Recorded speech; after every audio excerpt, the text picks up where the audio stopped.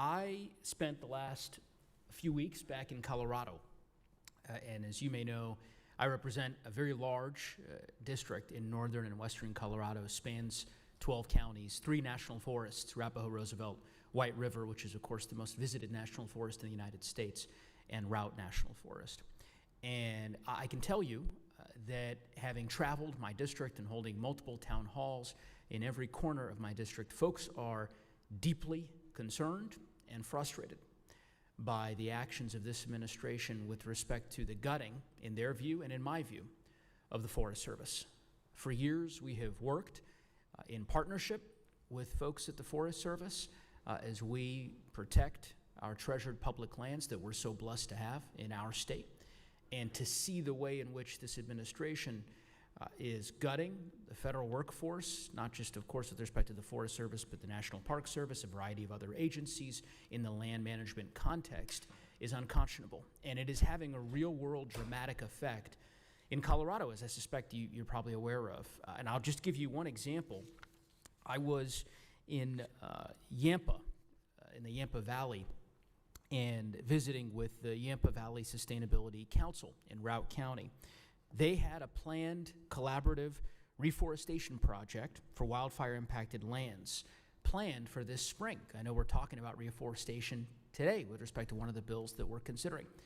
That project was canceled because of the various cuts and drawbacks and rollbacks at the Forest Service.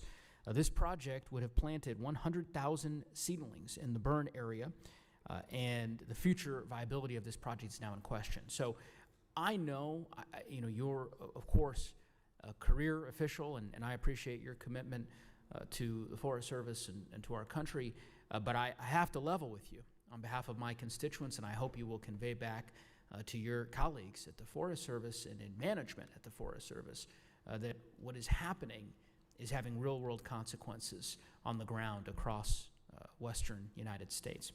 To that end, my question is really a simple one, and it's in regards to the wildfire season that we're, of course, preparing for in Colorado and across the Rocky Mountain West.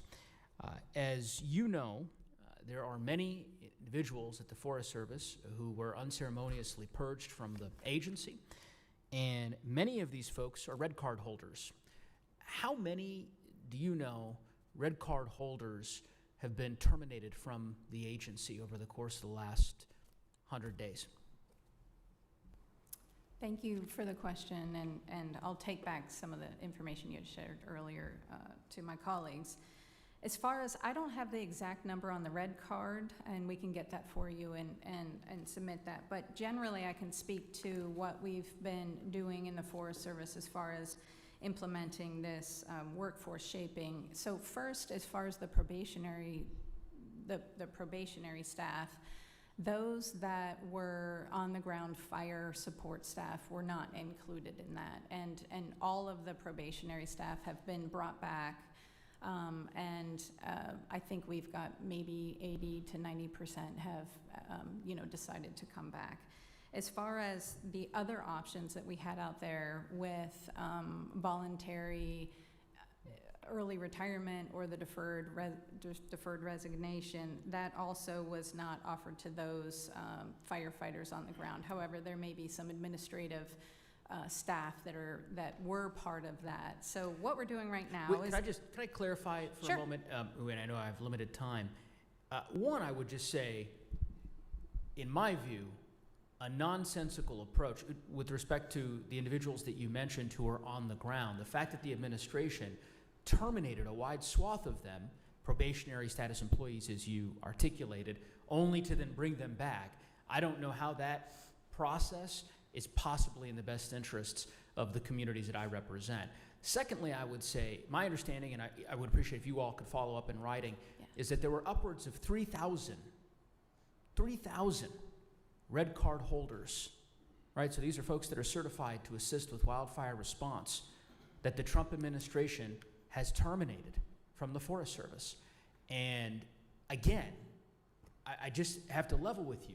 For the folks in my district and my state that I represent who have been year after year after year on the front lines of dealing and grappling with these historic wildfires, some of the largest in the history of Colorado. Firing 3,000 red card holders is just not a smart move.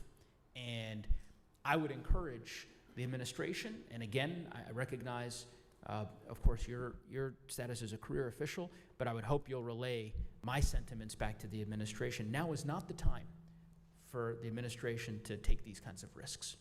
So I see I'm out of time, so I will yield back. I thank the chairman for his indulgence.